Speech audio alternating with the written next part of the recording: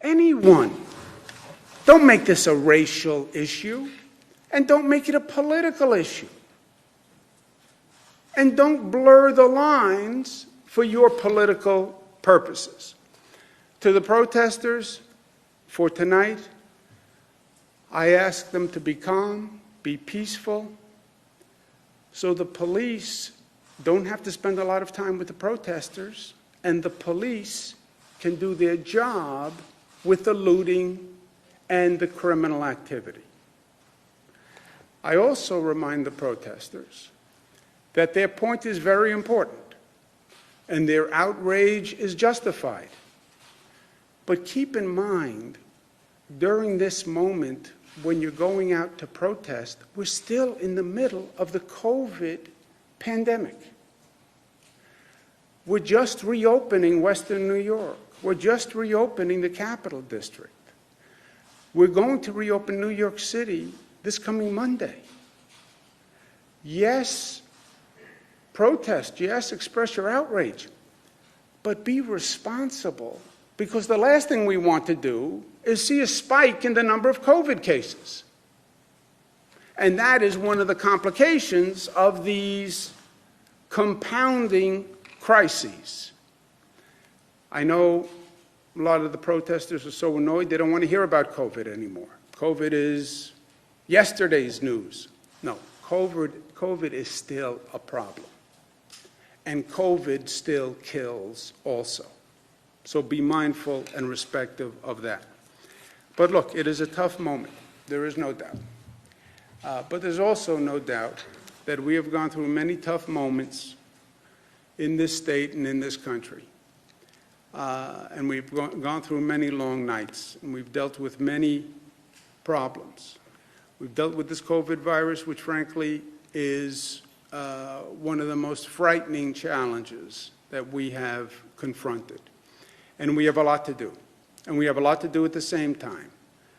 Address the righteous outrage at Mr. Floyd's murder. Yes. With a real reform agenda. Yes. Do it now. Yes. When does change come in society? Change comes when the people are mobilized and outraged. That's when change comes. That's when we passed gun safety in this state. That's when we passed marriage equality in this state.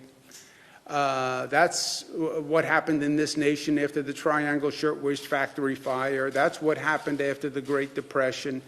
Those are the moments of great change. And this can be a moment of great change. And seize the moment. At the same time, we have to heal the divisions. We're not black and white. We're Americans. We're not Democrats and Republicans. We're Americans. You're not going to address these challenges if you keep dividing.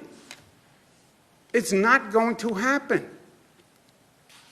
At the same time, we have to protect our community and property.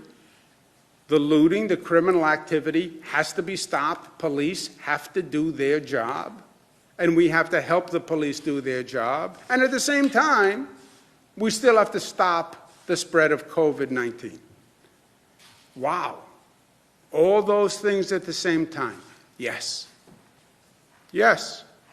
All separate issues. All difficult. But also all doable. Just gain some perspective. Separate the issues, deal with each one, keep the politics and the ugliness and the racism out of it. Use this. We're going to do it because we've done it before and because that's what it means to be New York tough, right? Smart,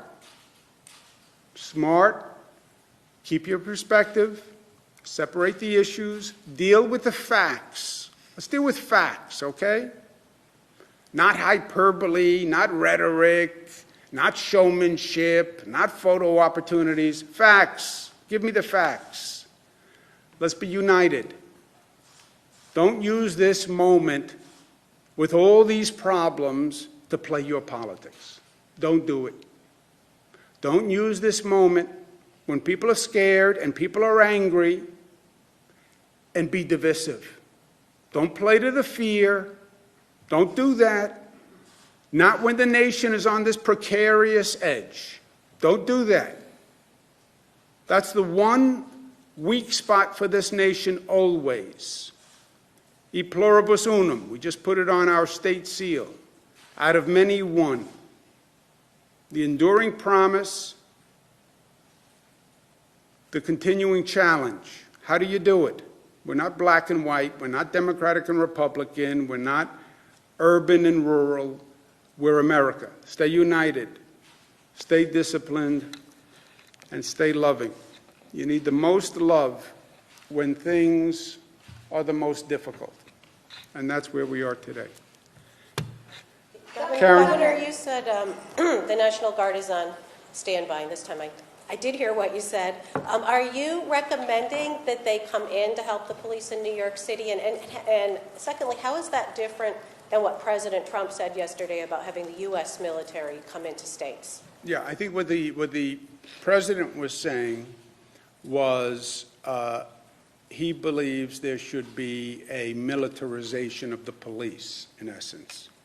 Use the military police. That's what he did in Washington, D.C. He brought in the military to be the police. He, first time in probably over a century, where you've used the American military against the American people. My option as governor, we have the National Guard. I say to the cities in New York, I have National Guard who are available if you need them. I have state police who are available if you need them. New York City, which the president has tweeted about, he's saying, well, I don't know exactly what he's saying in tweets, but the facts of the New York City situation are this. The mayor of New York City says he doesn't need the National Guard and he doesn't think they would be helpful. And he can do it with the NYPD. First, the NYPD and the mayor did not do their job last night. I believe that. Second, you have 38,000 NYPD people. It is the largest police department in the United States of America. Use 38,000 people and protect property. Use the police, protect property and people. Look at the videos. It was a disgrace. I believe that. I believe the mayor underestimates the scope of the problem. I think he underestimates the duration of the problem. And I don't think they've used enough police to address the situation, because it's inarguable, but that it was not addressed last night, right? So, facts, okay? This is a glass of water. This is not a glass of milk. It's a fact. There's still facts in life. What happened in New York City was inexcusable. Well, the governor should use the National Guard in New York City. I've offered the National Guard. The mayor has said he can handle it with the NYPD. My option is to displace the mayor of New York City and bring in the National Guard as the governor in a state of emergency and basically take over. You would have to take over the mayor's job. You'd have to displace the mayor, right? I don't think we're at that point. B, that would be such a chaotic situation in the midst of an already chaotic situation. I don't think that makes any sense. I understand the president's political point. I saw the theater yesterday. I understand his political point.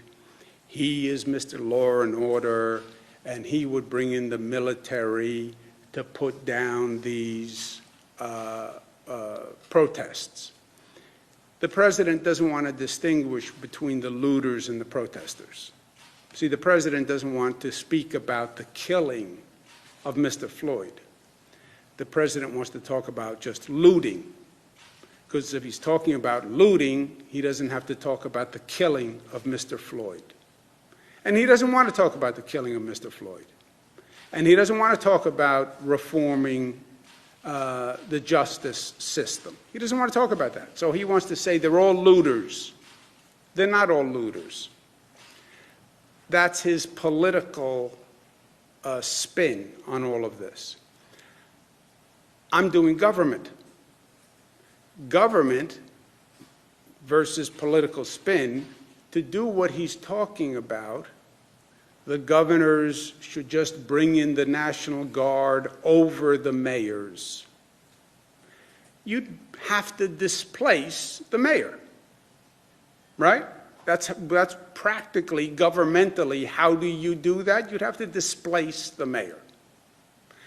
I don't think that has been done in 100 years. You know, technically the governor could remove a mayor, but you have to file charges, and then there's an acting mayor. It's a whole, I don't know if it's ever been done. You're not recommending that, right? You're not recommending displace the mayor. You don't see a scenario where that. No, I'm saying the president's scenario is a political prop. It's a political spin. Governor should go bring in the National Guard. The mayor says he doesn't need the National Guard. Well, the governor should do it anyway. Well, what does that mean? How would that work legally or governmentally? Well, you kick out the mayor. You'd have to. You'd have to displace a mayor in the middle of this situation and file charges and have a hearing. You know, governmentally, it is absurd. Now, I don't think I'm not happy with last night, and the police did not do their job last night. But you have 38,000 NYPD. They have protected the city before in these situations. I've seen them do it before. So I know they can do it because I have seen them do it. They did not do it last night. That is true. But I believe in the inherent capacity of the NYPD if managed and if deployed. That's what I think hasn't worked. And that has to be fixed, and it has to be fixed today. Stop the looting. And I do believe the NYPD, well deployed, wouldn't need the National Guard, right? Because they are trained to do this. Remember, the National Guard are not a trained military force. I'm sorry, trained police force. That's not what they do, the National Guard. When we use the National Guard, we normally use them for labor-related operations. Giving out food, delivering food in New Rochelle during the coronavirus, snow removal, traffic management, storms, taking down trees, etc. But they're not a trained urban police force. That's not what they are. So then I do believe in the capacity of the NYPD, but I also believe it wasn't done last night. I believe the president's theory is all political spin, and to actually do it governmentally, legally, you'd make a bad situation worse. You overruled the mayor earlier in the pandemic regarding closing schools. So why is this any different? Why can't you utilize your emergency powers to bring in the National Guard? And also, it's now noon. De Blasio, he said that he didn't need the National Guard around 11:30. Had you guys talked? And also, will this impact the reopening of New York City on June 8th? But again, you've overruled the mayor on the closing of the schools, also several other orders that the city had announced in some semblance, and then you issued an executive order. Why is this any different? Yeah, it's factually, your question is not correct. In what sense? I'll tell you. I did not overrule the mayor's decision on the school closing. The mayor had no legal authority to do it. So he was not overruled. He didn't have the legal authority. When I did the state executive order, it gave me authority over all schools in the state, period.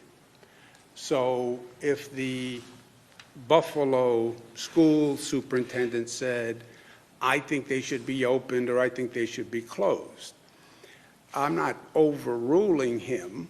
He has no legal authority in the matter because the executive order gave me legal authority. He could have an opinion, but he has no authority. So I didn't overrule the mayor. He said this should happen, except he had no authority to make a decision about the school. So it is totally different. Governor, have you spoken to the commissioner? What's the difference then, Mayor? I mean, Governor, why can't you come in and bring the National Guard? Why can't you overrule the mayor? I could. You literally would have to displace the mayor You would have to displace the mayor. because of his obstinacy, he doesn't want to bring the National Guard. So how did this work? Did he deny your offer?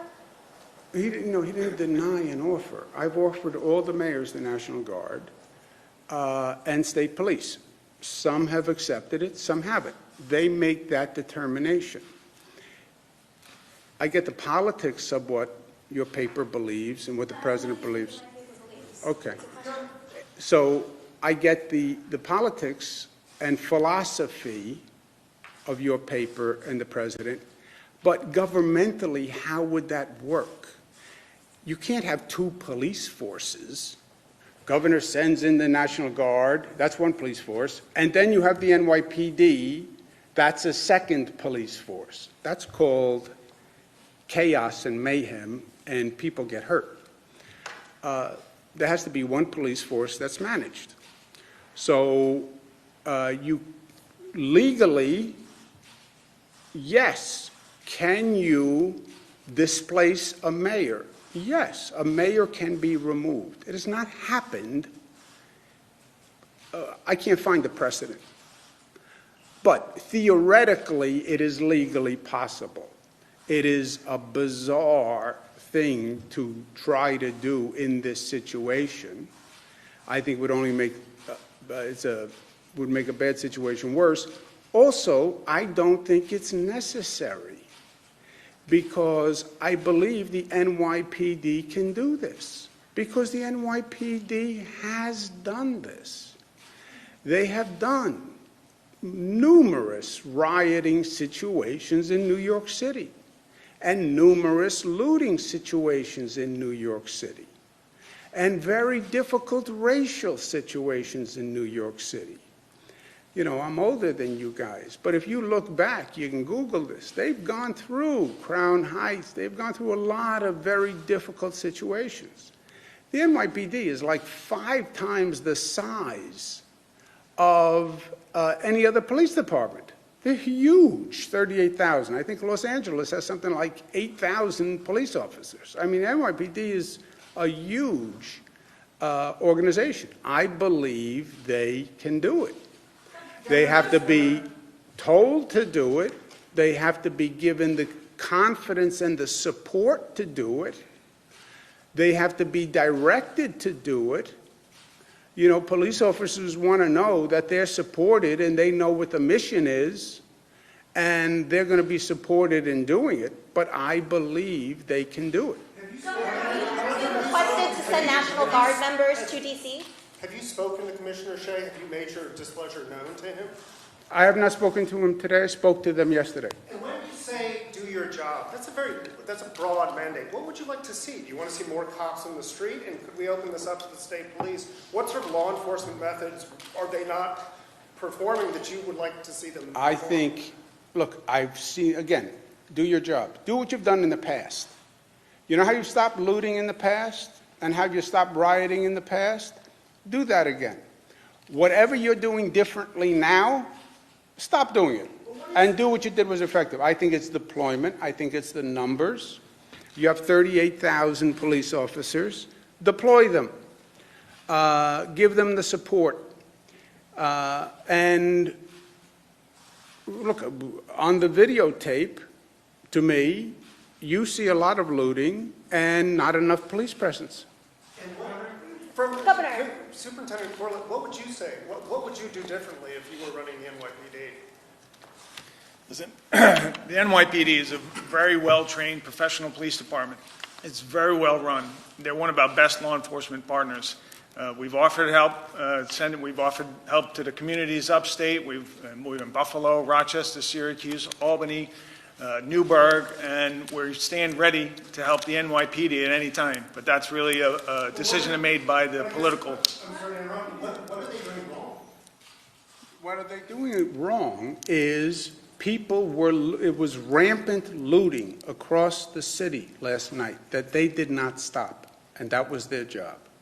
That's what they did wrong. Were you asked by the president to send National Guard troops to D.C.? If so, how many were requested? If you sent troops, how many were sent and why? If you denied the request, why was that decision? We have the National Guard in this state on standby if we need them in this state.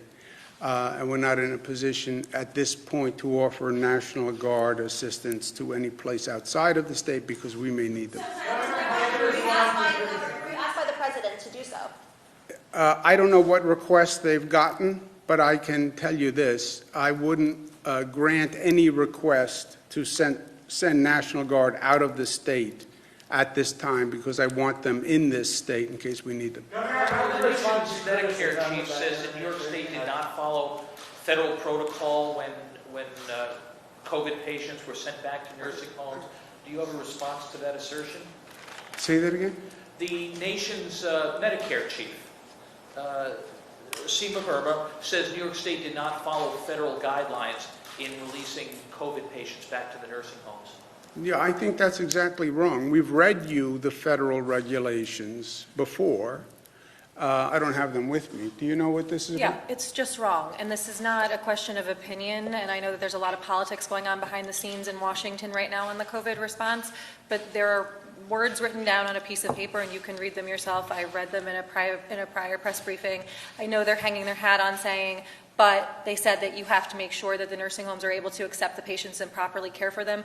That's Title 10 of the New York State Code Rules and Regulations that governs administration of nursing homes. It says that plainly. Nursing homes can only accept nursing home patients that they can properly care for, and in this instance, it meant being able to cohort patients, properly have PPE, et cetera. So it's just not true. But I can give you, again, the piece of paper that has the March 13th order written on it from CMS. Looking on the COVID thing, I have worked very hard all through the COVID thing.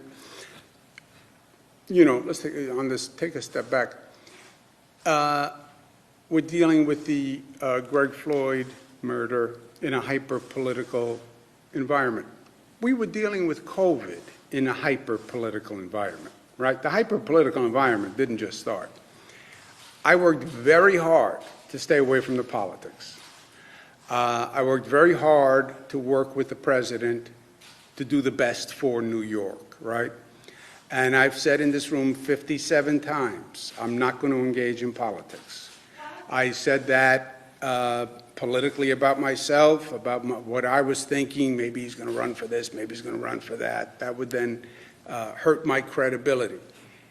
They want to politicize the COVID handling between Democratic and Republican politics. That's what they're trying to do. That's what they're trying to do with the nursing home issue. They're trying to politicize it. I will not do it. Read words, because there are still facts. What they often try to do in the political environment is just blur facts. Just throw a lot of facts, and then you don't know what anyone is saying. So you just go with the party alliance because you don't believe anyone. Look at the facts. The federal guidance, excuse me a second, WRGB. Look at the federal guidance, read that, read the state guidance, and you will see they are the same. Don't discriminate, but the nursing home has to be in a position to accept the person. Criticisms that your state agencies, specifically state police and docs, have regularly used 50A to shield disciplinary records from the public. And secondly, what do you mean by reform to the 50A statute? I will sign any 50A reform bill the legislature sends me. And how would you respond to criticisms that your agencies have regularly used? Change the law. The law is the law. You want to live by a different law, change the law. Let's take one more. Dan? Full repeal of 50A, the legislature is going to be back this coming week. If they just strike out the language altogether, making disciplinary records available at any time, not just when police are under investigation, would you sign that bill? I believe 50A has to be repealed. First of all, I don't believe 50A ever stopped a local government from releasing disciplinary records. For example, New York City used to release the disciplinary records, and 50A was in place, and they released the records. Well, how did you do that if 50A was in place? Because 50A doesn't stop a locality from releasing the records. That's why New York City did it. New York City then changed their position, didn't want to release them, and said, well, 50A stops us. We sent them a governor's council opinion that said 50A doesn't stop you. It's a wrong reading of the law. Governor's council's opinion. City still said, I can't release them because of 50A, even though we gave them an opinion that said no. So it's really the politics more than anything else. It's not the law. It's that police departments, with reasonable points, said, I don't want the disciplinary records released because it violates the privacy of the police officer. And it's already a hard job to be a police officer. That's why they're against 50A. I think we're at a different time. We're at a different place. We need confidence between the community and the police force. And I think the equities now are on the other side. And I will sign any 50A reform bill they send me. Repeal, reform, whatever they send me, I will sign, because I think what's preeminent now is to say to the community, we saw the George Floyd killing. We are also outraged, and we are going to do something about it. And if 50A is all we can do as a state, we're going to do 50A. I have to go to work. Thank you, guys. Thank you.